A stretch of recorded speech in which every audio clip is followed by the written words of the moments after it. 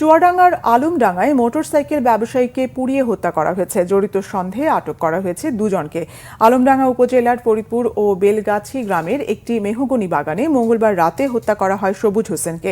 Police জানায়, আলমডাঙ্গার বাদেমাজু গ্রামের বাসিন্দা সবুজ তিনি পুরাতন মোটরসাইকেল বেচাকেনা করতেন। বুধবার সকাল ৮টার দিকে ফরিদপুর বেলগাছি গ্রামের কৃষকরা মাঠে কাজ করতে গিয়ে মেহগনি বাগানে নিহত সবুজের লাশ দেখে পুলিশে খবর দেয়। পরে খবর পেয়ে ঘটনাস্থল থেকে সবুজের পোড়া লাশ ও মোটরসাইকেলটি উদ্ধার করেন তারা। ঘটনার সঙ্গে জড়িত সন্দেহে দুইজনকে আটক করা হয়েছে। এদিকে রাজবাড়ীতে তানভীর শেখ নামে এক যুবককে কুপিয়ে হত্যা করেছে দুর্বৃত্তরা।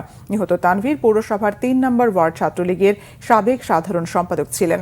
ওই এলাকায় মঙ্গলবার রাত ৯টার দিকে হত্যাকাণ্ডের এই ঘটনা ঘটে। নিহতের স্বজনরা জানান, রাত ৯টার দিকে বাড়ি থেকে বের হয়ে পাশেই মুন্নুর দোকানে গিয়েছিলেন তানভীর। পথে কয়েকজন দুর্বৃত্ত তাকে এলোপাতাড়ি কুপিয়ে রাস্তায় ফেলে রেখে যায়।